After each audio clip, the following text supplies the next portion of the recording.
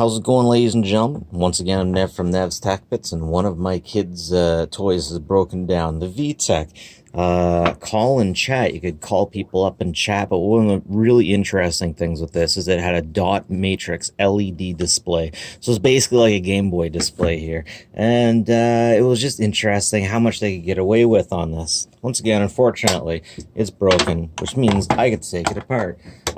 Maybe I can find a way to get it working again, and I can show you how cool it was. But I have been meaning to get into this and see what makes it tick. Man, this thing has probably gone through 3 kids right now, and I bet it got smashed all over the place multiple times. You know how kids are, right? That's interesting. Technology is at this point where I can get something like this for about 50 cents, and I think that's what I got it for at the local Salvation Army, basically. I love those secondhand stores. Getting her open. Oh, wow! Look how small. Get the speaker. Oh, no terminals at the end of the speaker. I hate it when they do that. But I guess I understand. You gotta save money. That is such a small motherboard. Me copyright. Try me copyright. Let's flip over to the other side. I'm not seeing any issues here. What a small motherboard. It's interesting. I just can't see how this thing would die. It seems so robust. 90% of it is just plastic cases and air. Like a bag of potato chips. If I ate this, it would probably be just as healthy for me as a bag of potato chips. Okay. Okay. Man, they didn't put a single terminal on this thing. And on the other side, we got that goo hiding the part that I like the most, the CPU. One of these days, I'm going to figure out how to get past the goo and see what's actually on the CPU. Oh, that was a microphone. I was wondering if that was a reset button in case someone was having the kind of problems I was having. What the heck? I don't think that this has anything to do with the screen, because all of the information the screen would need would be coming down here, right?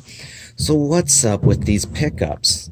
It almost looks like a cartridge pickup, like a pickup from a Zelda game or something like that. Perhaps that's how it was programmed? Why? Oh, right here! Derp! Derp! But then what's that going to? Oh, this is the, this is where the buttons picked up. So the buttons, there's got to be something. I got to be able to take this off. The buttons. Okay, that's the membrane. That's the membrane for the keypad. For the keypad. Such a small membrane. Jeez, I wonder how long it would take to wear out. Such a small membrane. This is basically the same idea as a really cheap, thin calculator.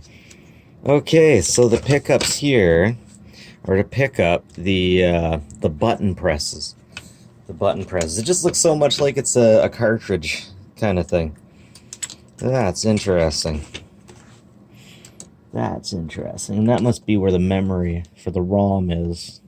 And the processor unit. That's my guess anyways. Not bad, pretty cool. I've been meaning to take this thing apart, and I'm very impressed by what I find on the inside. That is such cool stuff. So, any kids at home that might be watching, I believe that's the read-only memory. These are capacitors, those little things. These are electrolytic capacitors. Oh, sorry, these are resistors. Those are resistors. These are capacitors. Now, someone could tell me exactly what those chips do. You get electrolytic capacitors. You get all kinds of capacitors. I can never remember the names of them whenever I'm on. I can remember electrolytic capacitors, but as soon as I start recording, my memory for all of them just disappears entirely. Anyways, that's it for me, ladies and gentlemen. Thanks for watching. Always appreciate it. Like and subscribe if you like this stuff. And take care of each other, folks. Catch you later.